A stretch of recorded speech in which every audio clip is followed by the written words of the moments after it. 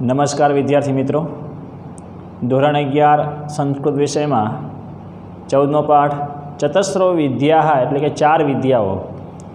हवे ए 4 विद्याओं महत्व खूब ज रहेलुं है, पण ए 4 विद्याओं विशेनी समझ एक चाणक्यए कौटिल्य अर्थशास्त्र में आपेली है।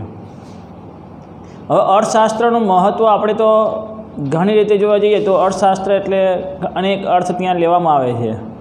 तो मैं तमने जे आगाना विडियो में तमने जे अर्थशास्त्र विषयनी जे माहिती आपेली कि कौटिल्य अर्थशास्त्र एक भूमि पर धननी जे प्राप्ति करीए छीए अथवा धरतीनुं जे रक्षण करवानुं छे एवा हेतुथी मनुष्य मात्र पोतानी जे एने क्रिया करवानी एने पोतानुं जे कर्म करवानुं छे एक धार्मिक प्रमाणे अने अर्थ एटले के धन पैसा एनी जे प्राप्ति करवानी है।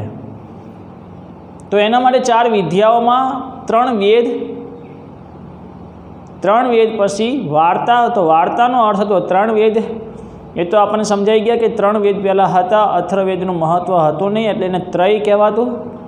तो 3 वेद शेना माटे छे? 3 वेदमांथी मूळ अने वेदने आपणे एक आगम अथवा आमनेय कहीए छीए, केम के एक मूळ आधार है दरेक ग्रंथों माटे।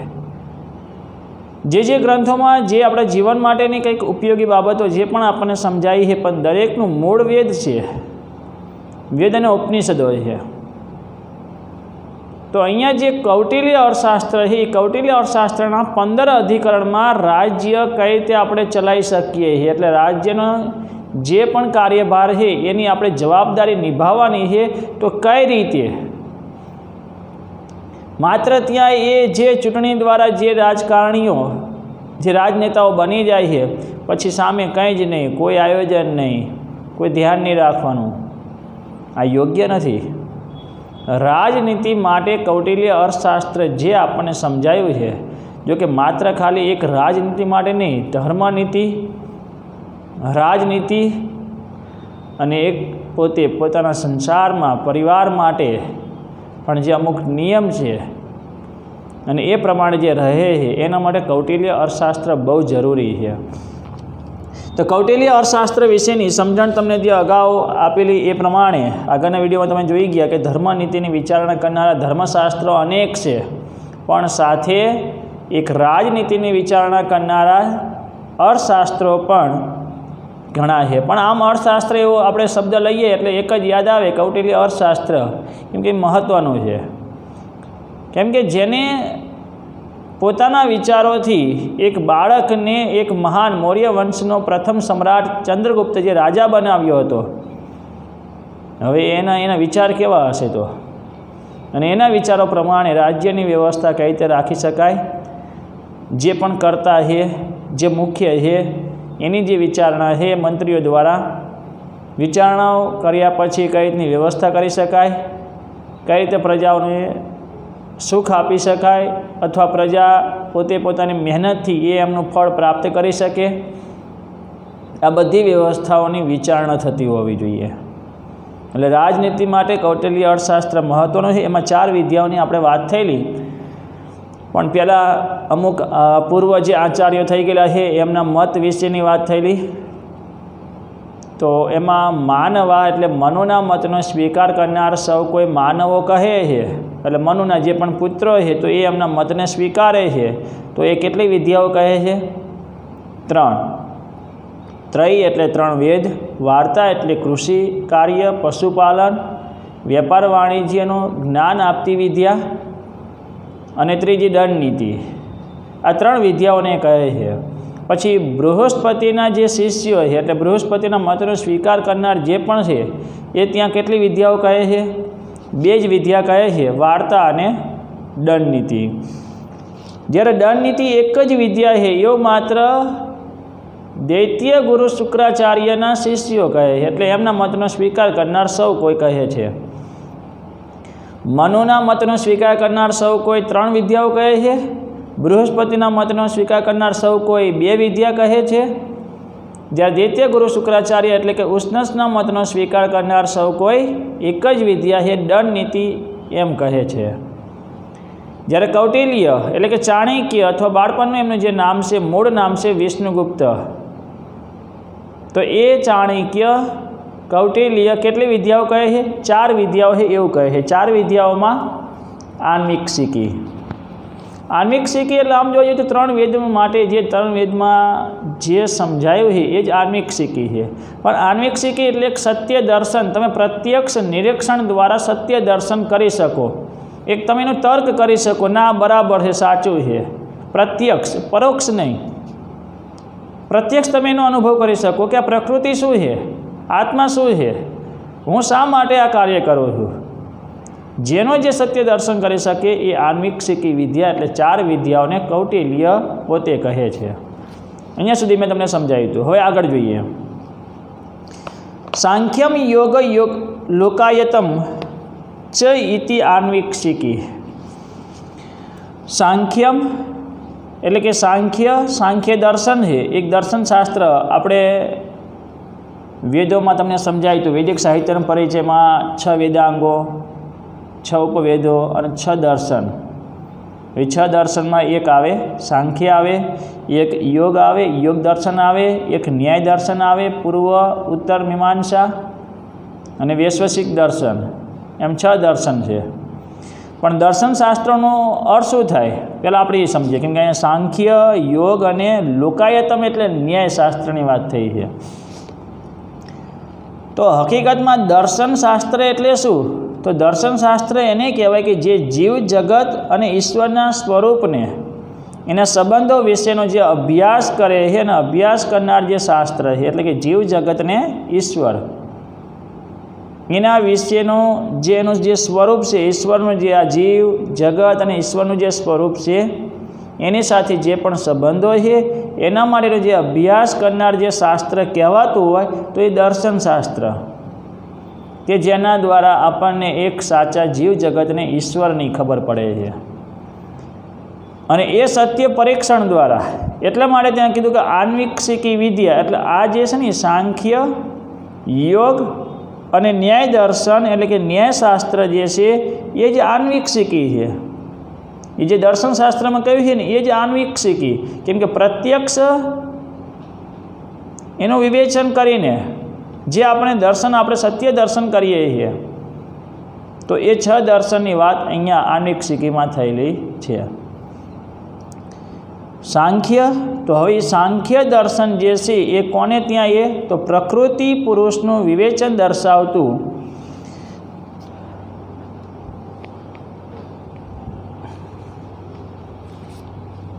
આ એક ખાસ યાદ રાખવું પડશે. સાંખ્ય દર્શન કે જેમાં પ્રકૃતિ પુરુષનું વિવેચન દર્શાવતું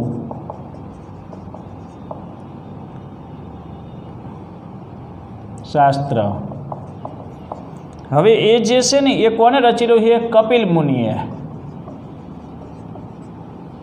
એની રચના કપિલ મુનિએ કરેલી છે, કે જે કપિલ મુનિએ સાંખ્ય દર્શનમાં પ્રકૃતિ પુરુષનું વિવેચન દર્શાવતું એક શાસ્ત્ર ત્યાં સમજાયું છે. પ્રકૃતિ એટલે આપણે જોઈએ તો પ્રકૃતિ સ્વભાવ અથવા પ્રકૃતિ એ અલગ અલગ છે, અનેક પ્રકારની છે. પણ પુરુષ એટલે એક પ્રકાર આત્મા થયો, એક માણસ. એટલે કે જે રીતે આત્મા જે છે ને એ આત્મા એક જ છે, પણ એ આત્મા જ્યારે જોડાય છે તો ત્યારે જેની પ્રકૃતિ જેવી છે. પ્રકૃતિમાં આમ જોવા જઈએ તો આપણે બધું નથી સમજવું, પણ ટૂંકમાં સમજી લઈએ તો પ્રકૃતિ અનેક પ્રકારની છે. સત્વ, રજસ ને તમસ. સત્વ જે દાન કરનાર છે, સત્ય કર્મ કરનાર છે. રજસ એ મધ્યમ છે, લોભ આપનાર હોય અથવા અમુક ધર્મને પાળે, ધર્મને ન પાળે. અને તમસ જે હિંસા કરનાર છે અથવા અધાર્મિક માણસ, નાસ્તિક માણસ છે. અંધારું જ, તમઃ અંધારું જ છે, કોઈ પ્રકાશ જ નથી એમાં. એ પ્રકૃતિ. પણ આત્મા દરેકમાં એક જ છે, છતાંય બધી એક પ્રકૃતિ અલગ અલગ છે. એનું વિવેચન દર્શાવતું શાસ્ત્ર એટલે કપિલ મુનિએ જે રચેલું છે એ સાંખ્ય યોગ. એમાં આપણે પરીક્ષણ દ્વારા સત્ય દર્શન કરી શકીએ છીએ કે હકીકતમાં પ્રકૃતિ એટલે શું, પુરુષ આત્મા જે છે એક જ હોવા છતાં આટલી બધી પ્રકૃતિમાં એ અલગ કેમ છે, એની સાચી સમજ આપણને પડે છે.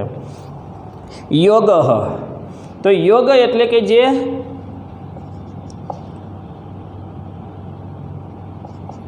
હવે યોગમાં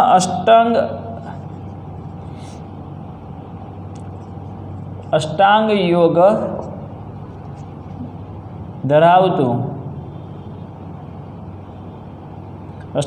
ધરાવતું દર્શનશાસ્ત્ર છે.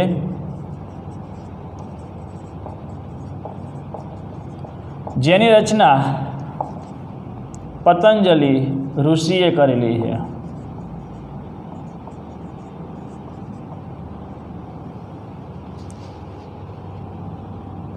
પછી ન્યાયશાસ્ત્ર,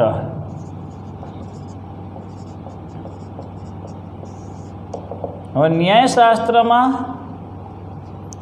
જુદી જુદી સાબિતી ની મદદથી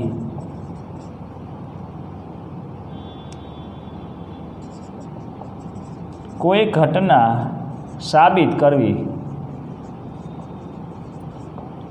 આપણે ન્યાય વિશે સમજી ગયા. ન્યાય પરિચયમાં જે પ્રવચન માટે આપણી વાણીમાં એક પ્રભાવ સારો એવો આવે એ ન્યાય.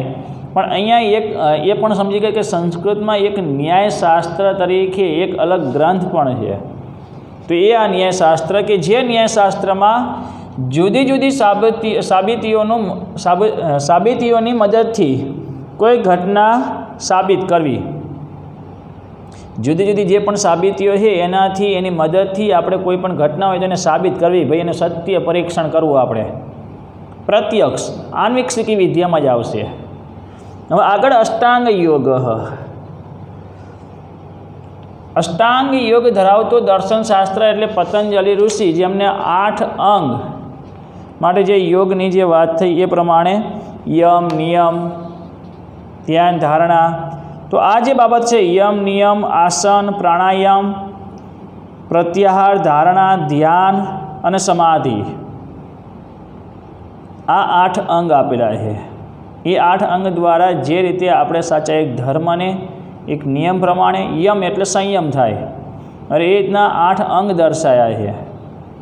અને એ દ્વારા એક સાચું આપણે દર્શન કરી શકીએ એના માટેનું દર્શનશાસ્ત્ર કે જીવ જગતના સ્વરૂપને જાણવું હોય, એની સાથેનો જે સંબંધ છે એને જાણવું હોય તો આવા 6 દર્શનશાસ્ત્ર છે.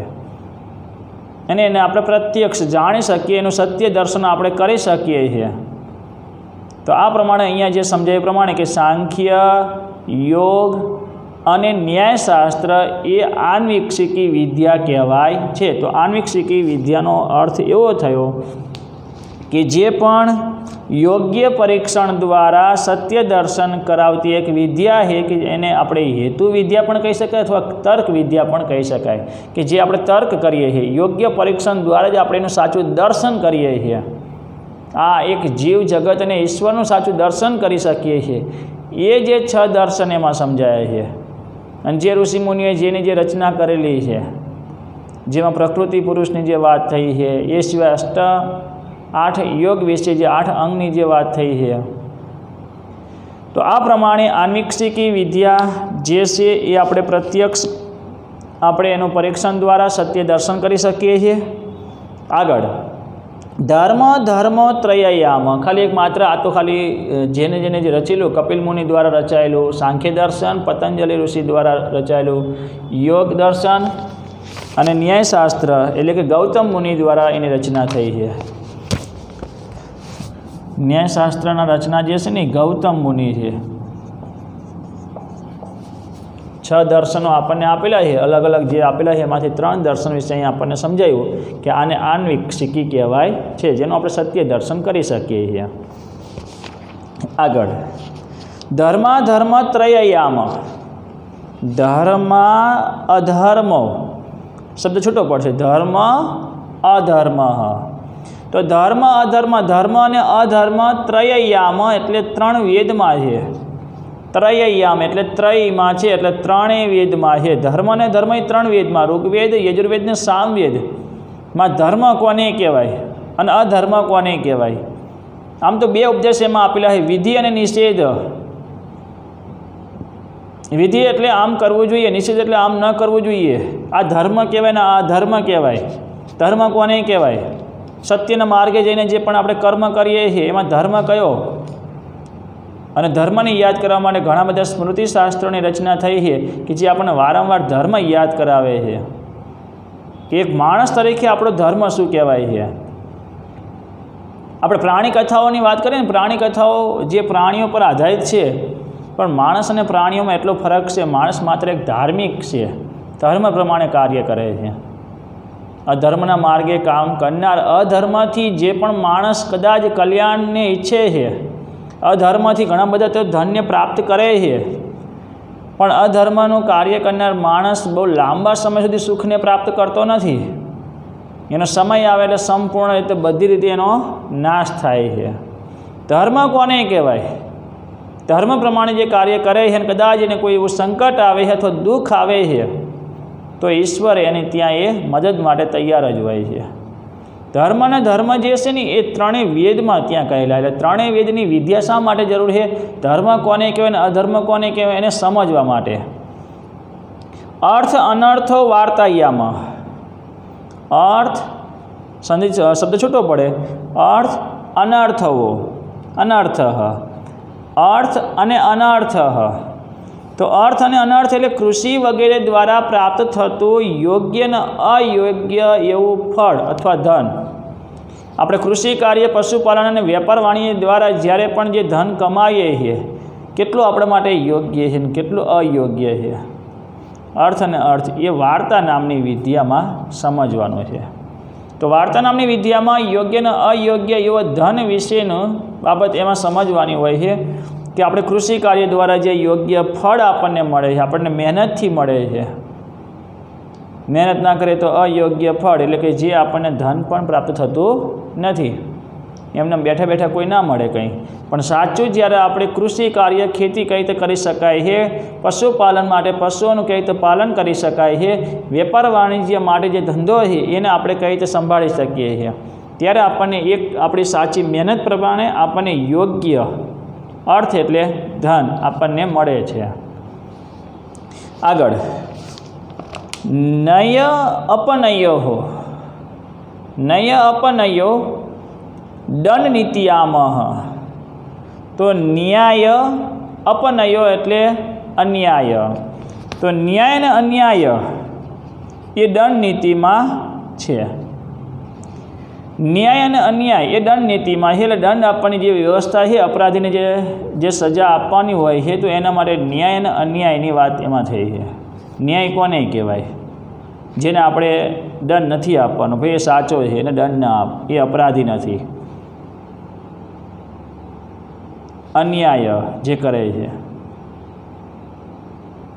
તો આ પ્રમાણે અપરાધીને સજા આપવા માટે ન્યાય અને અન્યાય એ વિદ્યાને સમજવા માટે દંડ નીતિ વિદ્યા મહત્ત્વની છે.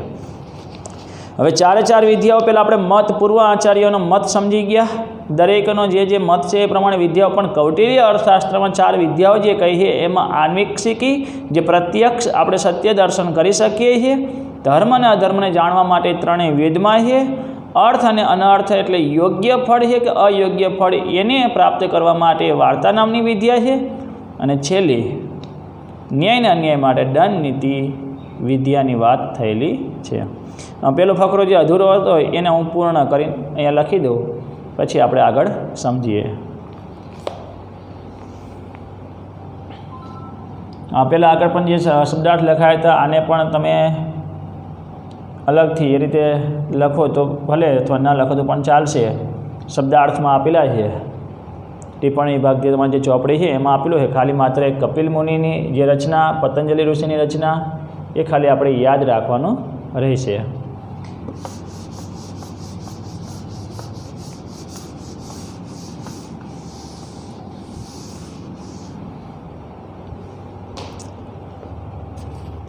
હવે જોઈએ, છેલ્લે મેં તમને લખાયું હતું કે ચાર જ વિદ્યા છે એમ કૌટિલ્ય કહે છે, અને તે આન્વીક્ષિકી, 3 વેદ, વાર્તા અને દંડ નીતિ. દંડ નીતિ પૂર્ણ વિરામ કરીને પછી એમાં ને એમાં એ જ ફકરામાં આગળ લખજો.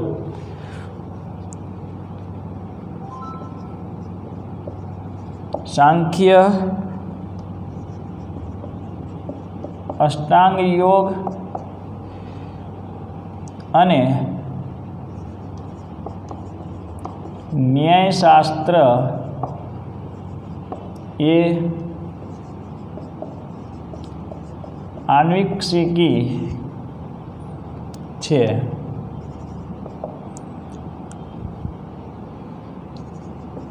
ધર્મ અને અધર્મ એ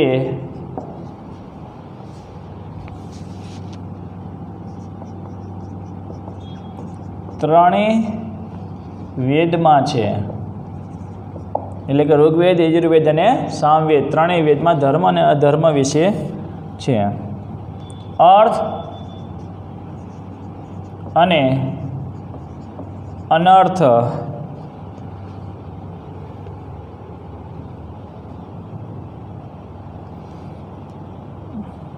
એ વાર્તા નામની વિદ્યામાં છે.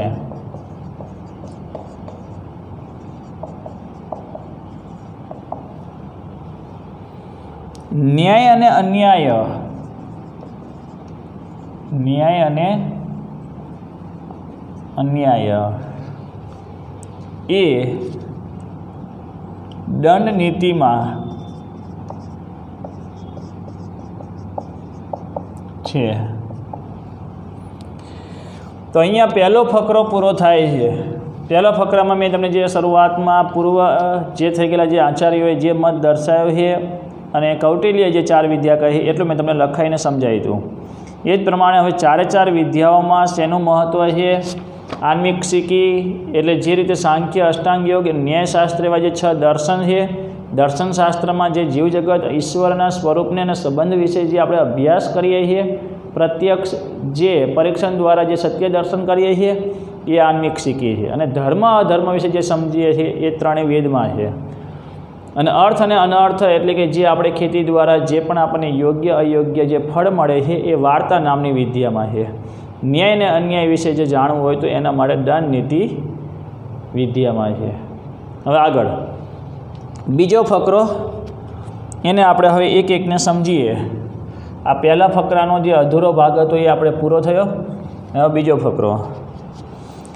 બીજા ફકરામાં પહેલાં આન્વિક્ષિકી વિશે, પછી આપણે ત્રય વિશે, વાર્તા નામની વિદ્યા અને પાછું ત્યાં દંડ નીતિ. એટલે 4 એક એક વાક્ય આપેલું છે એને પાછું ફરીથી સમજવાનું છે. અને પછી એ 4 જે વિદ્યા છે એ કોની પાસે પ્રાપ્ત કરવી જોઈએ એની વાત છેલ્લે થયેલી છે. તો આગળ બલાબલે ચેતસામ હેતુભી અન્વીક્ષમાણા આન્વિક્ષિકી સા આન્વિક્ષિકી લોકસ્ય ઉપકરોતી વ્યસને અભ્યુદયે ચ બુદ્ધિમ અવસ્થાપયતી પ્રજ્ઞાવાક્ય ક્રિયા વેસાસાર્ધ્યમ ચ કરોતી. બલાબલે, બલ અબલે એટલે કે બળ શક્તિશાળી અને નિર્બળ વ્યક્તિ, એટલે કે સબળ અને નિર્બળ.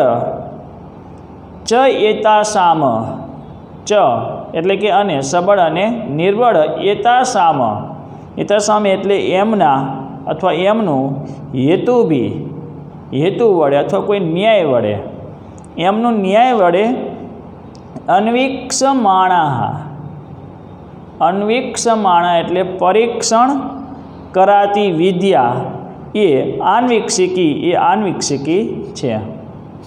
સબળ અને નિર્બળ એમનું ન્યાય વડે, હેતુભી એટલે ન્યાય વડે, ન્યાય વડે પરીક્ષણ કરાતી વિદ્યા તે આન્વિક્ષિકી છે.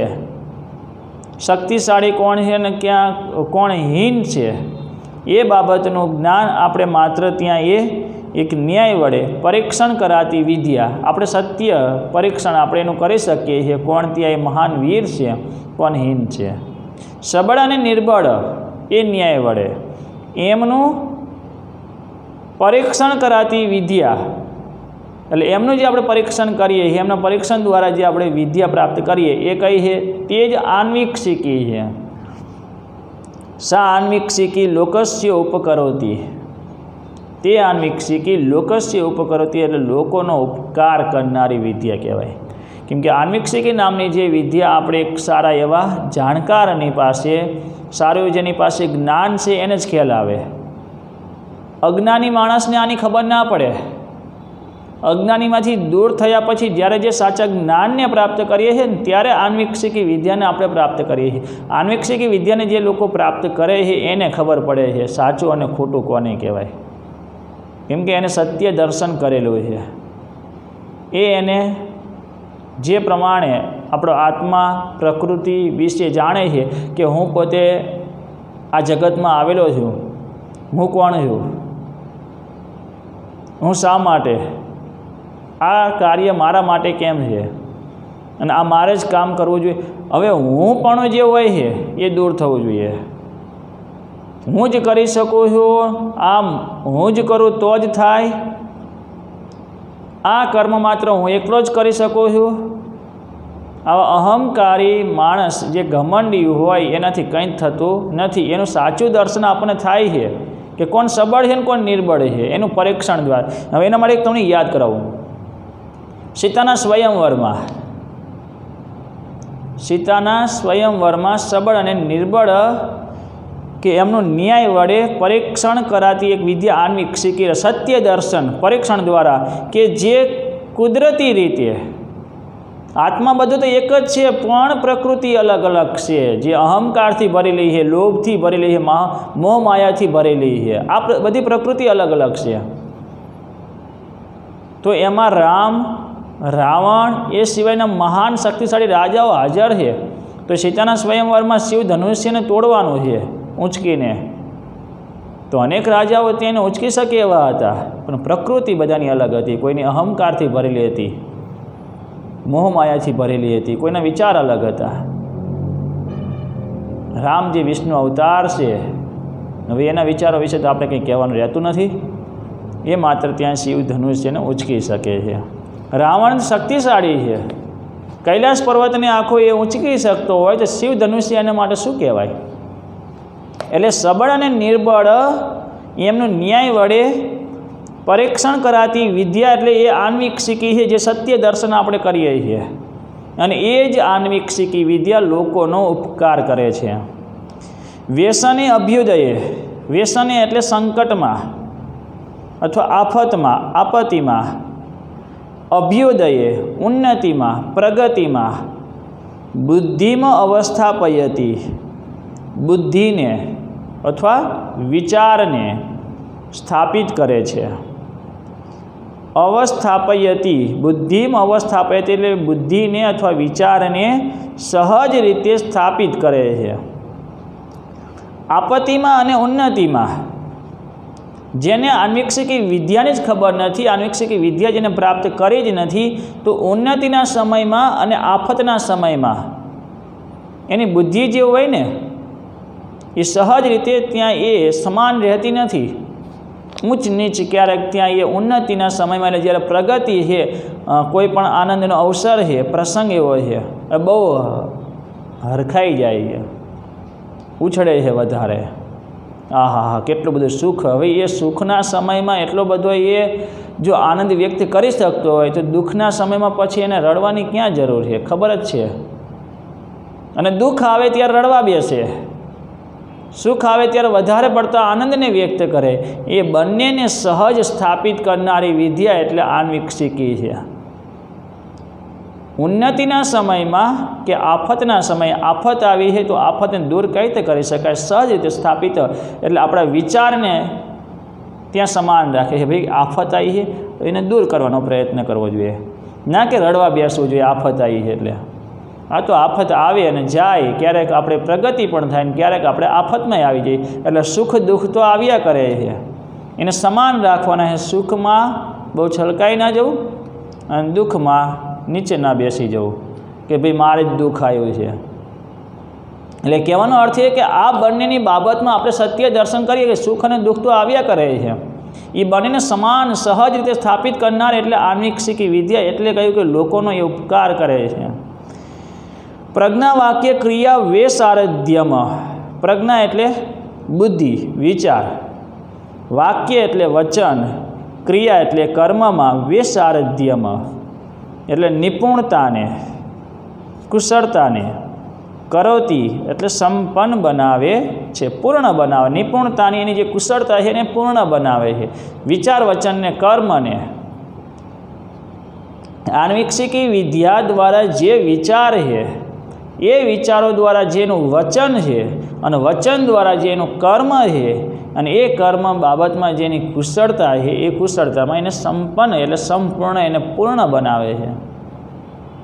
કહેવાય ને કે જેવું જેનું અંદરથી જેવો જેનો વિચાર હોય એવું જેનું વચન હોય, જેવું જેનું વચન હોય એવું જેનું કર્મ હોય. વિચારવાણીને કર્મ અંદરથી જેવું વિચારતો હોય ને એવું જ માણસ એ બોલે, અને જેવું એ બોલે છે ને એવું જ એ કર્મ કરે છે. પણ એની નિપુણતાની એટલે કે આન્વીક્ષિકી વિદ્યાને જાણનાર જે છે એમાં જે નિપુણ છે એ નિપુણતાની બાબતમાં એને પૂર્ણ બનાવનારી વિદ્યા એટલે આન્વીક્ષિકી છે. તો આન્વીક્ષિકી એટલે એક યોગ્ય પરીક્ષણ દ્વારા આપણે સત્ય દર્શન કરીએ છીએ. આ આન્વીક્ષિકી વિદ્યા વિશે આપણે સમજી ગયા. ફરીથી એકવાર જોઈ લઈએ. સબળ અને નિર્બળ એમનું ન્યાય વડે પરીક્ષણ કરાતી વિદ્યા તે આન્વીક્ષિકી છે. તે આન્વીક્ષિકી લોકોનો ઉપકાર કરે છે. આપત્તિમાં અને ઉન્નતિમાં વિચારને સહજ રીતે સ્થાપિત કરે છે. વિચાર, વચનને, કર્મમાં રહેલી નિપુણતાને સંપન્ન બનાવે છે. ચલો એનો અનુવાદ લખી લઈએ. એક એકને સમજાવતો જાઉં અને અનુવાદ પણ લખાવું છું.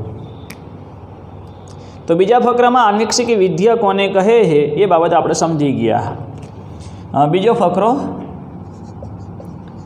સબળ અને નિર્બળ એમનું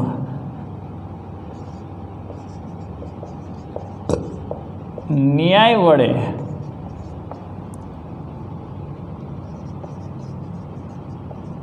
પરીક્ષણ કરાતી વિદ્યા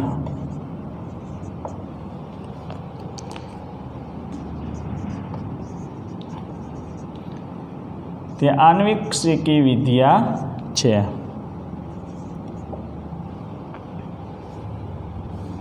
તે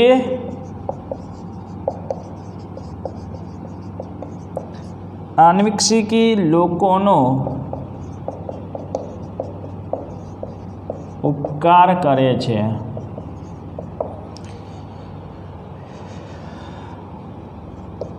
આપત્તિમાં અને ઉન્નતિમાં વિચારને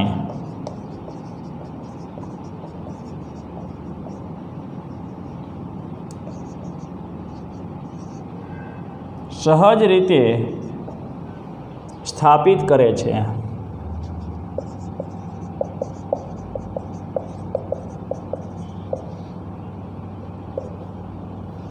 વિચાર, વચન અને કર્મમાં રહેલી નિપુણતાને સંપન્ન બનાવે છે.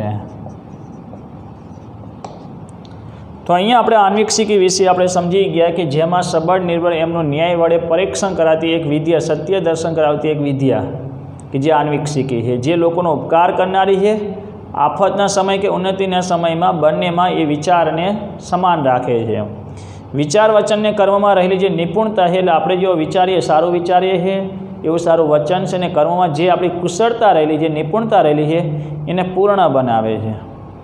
તો આ જે છે આન્વીક્ષિકી વિદ્યાનું મહત્ત્વ કૌટિલ્યએ પોતાના અર્થશાસ્ત્રમાં, ચાણક્યે કૌટિલ્ય અર્થશાસ્ત્ર નામના ગ્રંથમાં આ આન્વીક્ષિકી વિદ્યાનું મહત્ત્વ એમને સમજાયું છે. બાકી આગળના મત પ્રમાણે જોવા જઈએ તો ત્રણ વિદ્યાની જ વાત થઈ છે.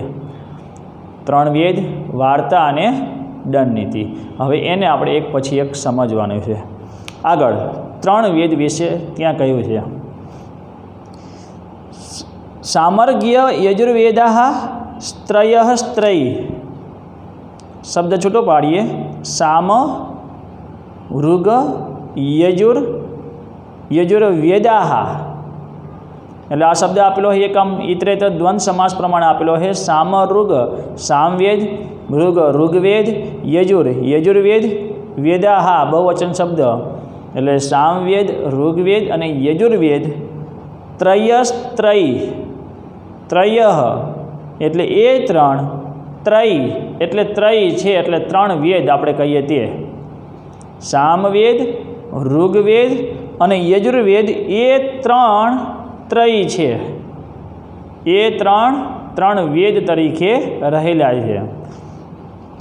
ત્રયૈયા તૃતીય ભક્તિ એકવચન પ્રમાણ શબ્દ લઈએ એટલે ત્રયૈયા એટલે ત્રય વડે અથવા ત્રણ વેદો વડે. ખરેખર ત્રય વડે અથવા ત્રણ વેદો વડે. હિ એટલે ખરેખર ત્રણ વેદો વડે અથવા ત્રય વડે. રક્ષિત લોક રક્ષાયેલ લોક એટલે કે આ સંસાર, આ લોક, આ જગત. ખરેખર ત્રય વડે રક્ષાયેલ સમાજ કે જગત. પ્રસિદ્ધતી ન સિદ્ધતી પ્રસિદ્ધતી એટલે પ્રસન્ન રહે છે અને સિદ્ધતી એટલે દુઃખી થાય છે. પ્રસિદ્ધતી એટલે પ્રસન્ન રહે છે અને સિદ્ધતી એટલે દુઃખી થાય છે. પણ અહીંયા શું કહ્યું? ન સિદ્ધતી દુઃખી થતો નથી. ફરીથી સામવેદ, ઋગ્વેદ અને યજુર્વેદ એ ત્રણ ત્રય છે એટલે એ ત્રણ વેદ છે. ખરેખર ત્રણ વેદ વડે રક્ષાયેલ સમાજ, ત્રણ વેદ વડે રક્ષાયેલ સમાજ પ્રસન્ન રહે છે અને દુઃખી થતો નથી. સિદ્ધતી એટલે દુઃખી થાય, પણ આગળ ન નકારાત્મક શબ્દ આપેલો. ન સિદ્ધતી એટલે દુઃખી થતો નથી. ફરીથી આપણે હવે જે સમજી ગયા, હવે આપણે એનું મહત્ત્વ સમજીએ. તો ત્રણ વેદમાં શું રહેલું છે? ત્રણેય વેદમાં ધર્મ અને અધર્મ રહેલો છે.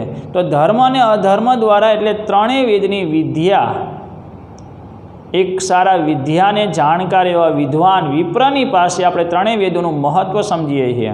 અને ત્રણ વેદ દ્વારા જ્યારે ધર્મ કોને કહેવાય, અધર્મ કોને કહેવાય, અને એ ત્રણ વેદ વડે જ આખો સમાજ જે રક્ષાયેલ છે એનાથી જ લોકો પ્રસન્ન રહે છે અને ક્યારેય જીવનમાં દુઃખી થતો નથી. ત્રણ વેદની જે વિદ્યા જે છે એનું જ્યારે એની પાસે મહત્ત્વ નથી એટલે માણસના જીવનમાં એની કોઈ જ રક્ષા થતી નથી. આપણે માત્ર જે એક ધાર્મિક પુરુષ તરીકે, ધાર્મિક વ્યક્તિ તરીકે નિષ્ઠાવાન, ધર્મનિષ્ઠાવાન જ્યારે આપણે બનીએ છીએ, પણ એ કયા કારણે? કે મૂળ વેદ, આપણે ત્રણ વેદનું મહત્ત્વ. તો ઋગ્વેદમાં જ્ઞાનની પ્રધાનતા રહેલી છે, યજુર્વેદમાં કર્મકાંડ વિશેનું એટલે યજ્ઞ વિશેનું મહત્ત્વ છે, અને સામવેદમાં સંગીતનું પ્રધાનતા રહેલી છે. તો આ પ્રમાણે જ્યારે આપણે એ ત્રણ દ્વારા એ ત્રણેયનું મહત્ત્વ સમજીએ છીએ, એ ત્રણેય પ્રમાણે આપણે ધર્મ અને અધર્મને સમજીએ છીએ, તો ત્રણ વડે આખો સમાજ રક્ષાયેલ છે. અને એ જે રક્ષાયેલ જે સમાજ છે ને એ ત્રણ વેદ વડે, ત્યારે જે પ્રસન્ન રહે છે, ક્યારેય જીવનમાં દુઃખી થતો નથી. વેદનું ઘણું મહત્ત્વ છે. આપણે ધીમે ધીમે જોઈએ તો વેદનું મહત્ત્વ ઘટતું જાય છે, એટલે માણસ આટલો બધો દુઃખી છે. આમ ખાલી બાહ્ય દેખાવથી જ ખાલી માત્ર એ સુખી છે, આંતરિક રીતે તો બહુ દુઃખી છે. પણ ત્રણ વેદનું જ્ઞાન હોય ને એ અંદરથી એ દુઃખી નથી. તમને પેલો ભગવદ્ ગીતામાં જે પેલો શ્લોક ધોરણ 10માં તમારે આવતો, કે જ્યારે કૃષ્ણ અર્જુનને કહે હર્ષ મર્ષ ભય ઉદ્વેગે હે. હર્ષ મર્ષ ભય ઉદ્વેગે એટલે કે જે હર્ષ, અમર્ષ એટલે કે ક્રોધ, ભય ઉદ્વેગે ભય અને સંતાપથી મુક્ત થયેલો છે. સચ મે પ્રિય, એ જ ભક્ત મને પ્રિય છે. કેમ કે ધર્મ પ્રમાણે હર્ષથી મુક્ત થયેલો એટલે એટલા માટે કહ્યું કે એ અનુકૂળ પરિસ્થિતિમાં જ ત્યાં આનંદને વ્યક્ત કરે છે. બાકી ઘણી વખત ક્યાંય દુઃખી થતો હોય છે. અનુકૂળ, આ તો સુખ હોય કે દુઃખ હોય સમાન. ત્રણેય વેદનું જેની પાસે જ્ઞાન છે, ધર્મ પ્રમાણેનું કાર્ય કરે છે, દુઃખ આવે તો એ ખબર ના પડે, તો એ હર હંમેશા એ પ્રસન્ન જ રહે છે, ક્યારે દુઃખને વ્યક્ત કરતો જ નથી. કેમ કે ત્રણેય વેદનું એની પાસે જ્ઞાન છે, એ એના કર્મ પ્રમાણે જીવન જીવે છે. તો આ ત્રણેય વેદની વિદ્યા જાણવી જરૂરી છે. વેદોનું મહત્ત્વ, વેદોની વિદ્યા ખૂબ જ આપણા જીવન માટે જરૂરી છે, કેમ કે સાક્ષાત ઈશ્વરે આપેલા વિચારો. હવે આન્વિક શીખીને 3 વેદ જે છે ને, એ ત્રણેય વેદનું જે જ્ઞાન જાણનાર વ્યક્તિ હોય ને, એની પાસેથી જ્યારે આપણે જાણીએ છીએ ને, ત્યારે આપણે જીવનમાં પ્રસન્ન રહી શકીએ છીએ. કેમ કે આન્વિક શીખીમાં મૂળ તો 3 વેદનું જ મહત્ત્વ છે. 3 વેદો દ્વારા જે દર્શનની વાત થઈ છે, એટલે સત્ય દર્શન કરવાની જે વાત થઈ છે, પણ મૂળ તો એ 3 વેદને જાણતો હોય ત્યારે આન્વિક શીખી વિદ્યાને જાણી શકે. એટલે આ પ્રમાણે 3 વેદથી આખો સમાજ પ્રસન્ન રહે છે અને ક્યારેય જીવનમાં દુઃખી પણ થતો નથી. આ એ વિદ્યાનું મહત્ત્વ છે. હવે આગળ ત્રીજો ફકરો, એટલે કે ત્રય વિશે જે સમજાયું તે સામવેદ,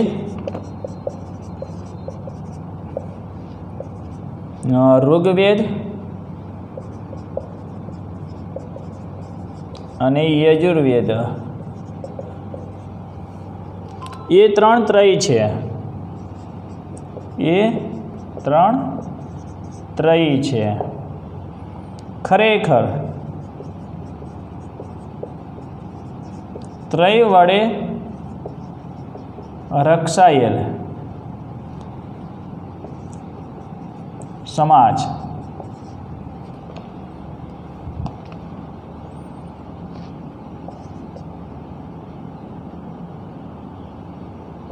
પ્રસન્ન રહે છે અને દુઃખી થતો નથી.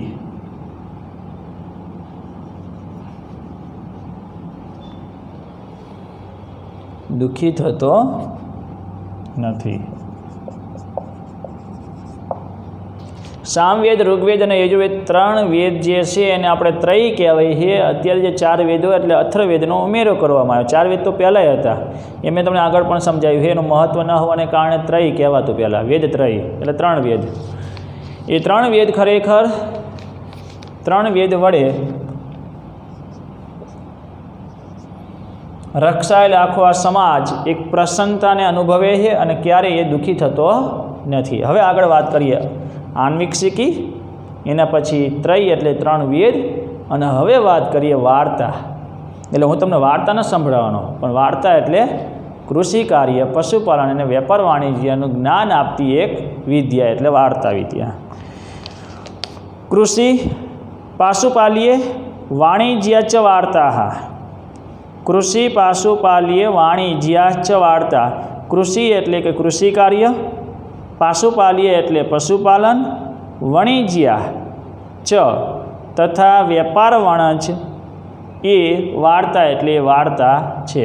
તો વાર્તા નામની વિદ્યા એટલે શું કહેવાય કે જે કૃષિ કાર્ય, પશુપાલન અને વેપાર વાણિજ્યનું જે જ્ઞાન આપે છે, એ વિદ્યા એટલે વાર્તા નામની વિદ્યા છે.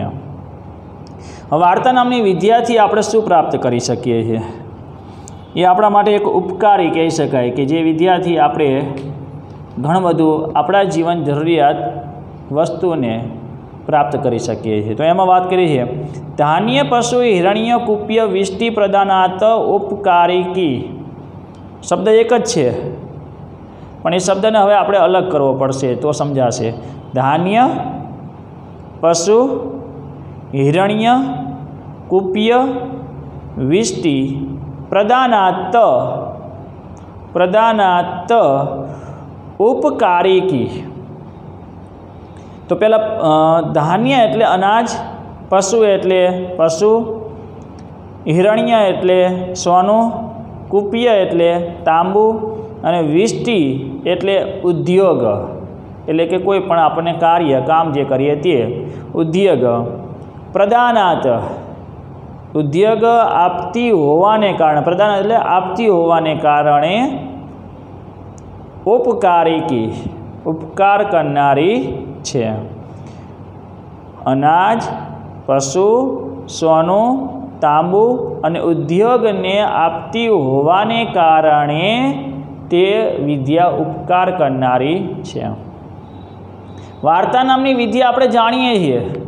વાર્તા એટલે કૃષિ કાર્ય, પશુપાલન અને વેપાર વાણિજ્યનું જે જ્ઞાન આપે છે એ વિદ્યા એટલે વાર્તા. અને વાર્તા નામની જે વિદ્યા જેની પાસે છે એ સારામાં સારું અનાજ પ્રાપ્ત કરી શકે છે, મદદરૂપ થનારા પશુઓની પ્રાપ્તિ કરી શકે છે, સોનું, તાંબુ અને એ સિવાય દરેક આપણને જે પણ કામ કે કૃષિ કાર્યમાં આપણે કઈ રીતે કામ કરી શકીએ, વેપાર વાણિજ્ય જે છે એમાં ધંધો જે છે સારામાં સારો યોગ્ય પ્રમાણમાં આપણે કઈ રીતે ધંધો કરી શકીએ એનું જે જ્ઞાન આપતી વિદ્યા એટલે વાર્તા નામની વિદ્યા છે. અને આ બધું આપતી હોવાને કારણે આપણે એને ઉપકારી કહી શકાય કે એ આપણા ઉપર ઉપકાર કરનારી છે. વાર્તા નામની વિદ્યા ઉપકાર કરનારી છે, જેનાથી આપણે રોજીરોટીનો જે આપણો જીવનમાં જેનું મહત્ત્વ છે, કેમ કે ઘર લઈને બેઠા હોય, એક આખો પરિવાર હોય, પરિવારની જવાબદારી ગૃહસ્થ આશ્રમમાં રહેલા વ્યક્તિ પર હોય અને એ માત્ર જે અનાજ, સોનું, તાંબુ જેવી અનેક વસ્તુઓ, એ સિવાય ઉદ્યોગ એટલે કે જે પણ એનું કાર્ય છે, કર્મ છે, તે આ બધું જ એકમાત્ર વાર્તા નામની વિદ્યા આપી શકે છે. એટલા માટે એ ઉપકાર કરનારી વિદ્યા પણ કહેવાય છે. આ તો આપણને ખ્યાલ આવી જાય ને, કેમ કે જીવનમાં તમારા માટે હજુ તો તમને આનું મહત્ત્વ ના સમજાય. તમારે માત્ર અત્યારે વિદ્યા જ પ્રાપ્ત કરવાની છે, પણ વિદ્યા પ્રાપ્ત કર્યા પછી જે તમે જ્ઞાન પ્રાપ્ત કર્યા પછી જ્યારે વિવાહ સંસ્કારથી આગળ વધો છો એટલે તમારા માતા પિતા બંને અત્યારે એક છે, એક મિત્ર ભાવથી રહે છે, એ બંને પર આખો ઘરનો આધાર હોય. કેમ કે તમારા દાદા દાદી એ માતા પિતા પર એમનો આધાર, એટલે માતા પિતા જે પણ મહેનત કરીને, કર્મ કરીને, જે પણ અર્થરૂપી જે ધન છે એને જે કમાય છે એની વ્યવસ્થા બરાબર કે કઈ રીતે ત્યાં સંતાનો માટે, કઈ રીતે માતા પિતા માટે અને ઘર માટે એની વ્યવસ્થા કરવી એનું આયોજન એ કરે છે. અને આ બધું જ આપનારી એક વાર્તા નામની વિદ્યા. એટલે સારા એવા વ્યક્તિ પાસે કૃષિ કાર્ય, પશુપાલન કઈ રીતે કરી શકાય એની જો જાણકારી હોય તો એ વ્યક્તિ મહાન કહેવાય છે, ને એ સારામાં સારું ત્યાં એ બધું જ પ્રાપ્ત કરી શકે છે.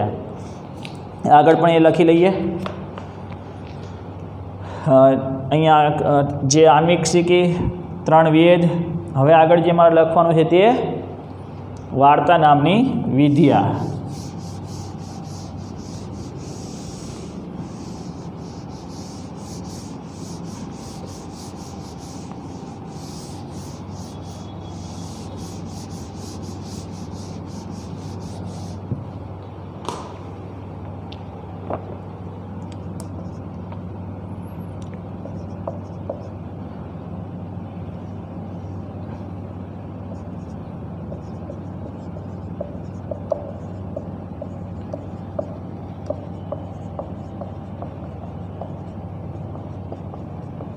કૃષિ કાર્ય અને પશુપાલન તેમજ વેપાર વણજ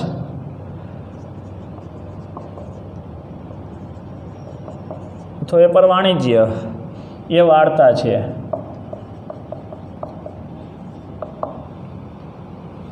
અનાજ,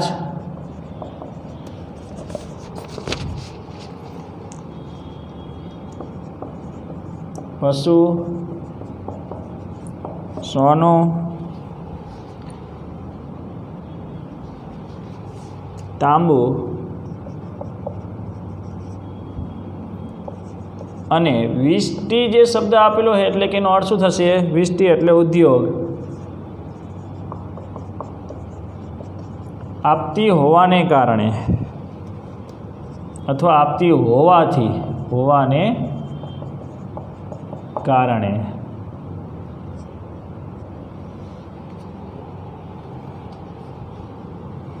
તે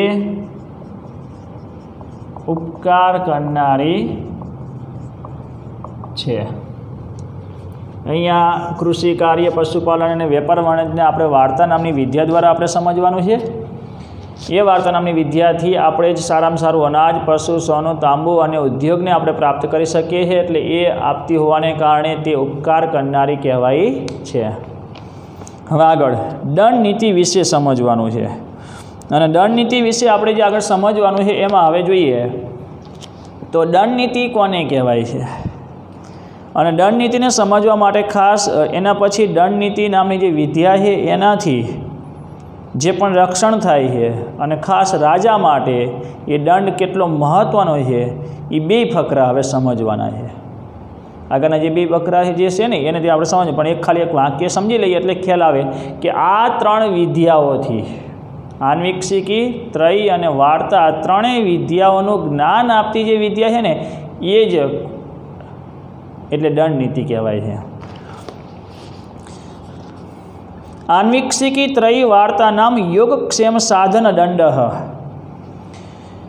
આન્વિક્ષિકી, ત્રયી એટલે ત્રણ વેદ, અને વાર્તા નામ એટલે વાર્તાનું, એટલે કે આન્વિક્ષિકી એટલે કે જે યોગ્ય પરીક્ષણ દ્વારા સત્ય દર્શન કરાવતી વિદ્યા, ત્રયી એટલે ત્રણ વેદના નામ, અને વાર્તાનું એટલે કૃષિ કાર્ય, પશુપાલન અને વેપાર વાણિજ્યનું જે જ્ઞાન આપતી વિદ્યા યોગ ક્ષેમ સાધન દંડ.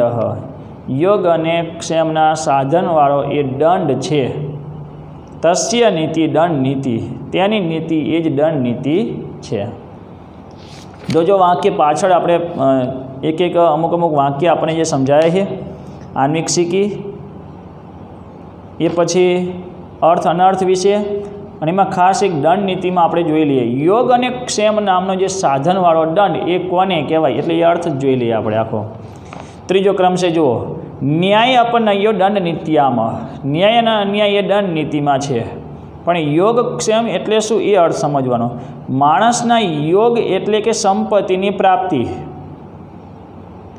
અને ક્ષેમ એટલે કે પ્રાપ્ત સંપત્તિની રક્ષા માટે જે હિત કરે છે તે નય્ય, અને અહિત કરે છે તે અપનય્ય.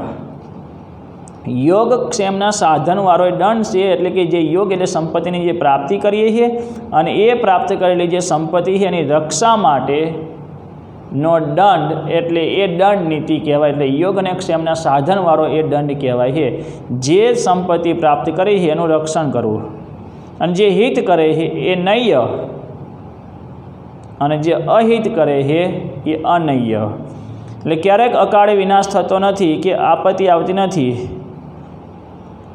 નહીં એક મિનિટ, ત્રીજામાં આ નય્ય અને અપનય્ય બંનેની દંડ નીતિમાં જોગવાઈ હોય છે. યોગક્ષેમ માટે હિત અહિત દર્શાવતી વિદ્યા એટલે દંડ નીતિ. હિત કોને કહેવાય એટલે કે ન્યાય કોને કહેવાય, ને અન્યાય કોને કહેવાય, અહિત કોને કહેવાય.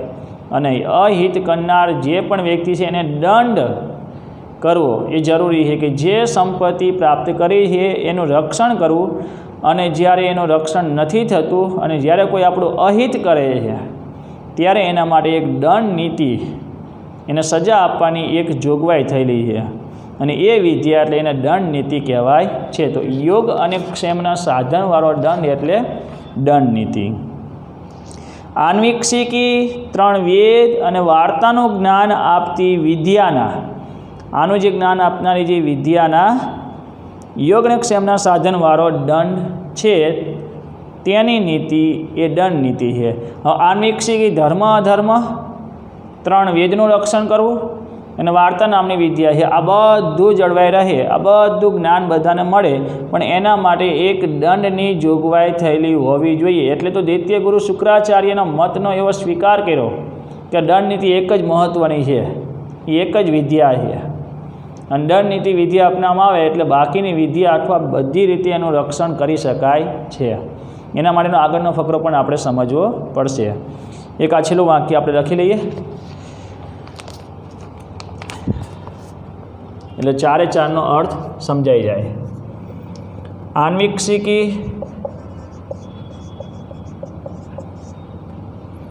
ત્રણ વેદ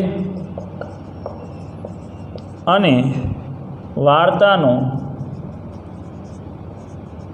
જ્ઞાન આપતી વિદ્યાના યોગ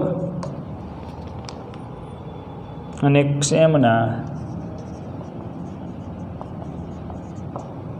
સાધનવાળો દંડ છે.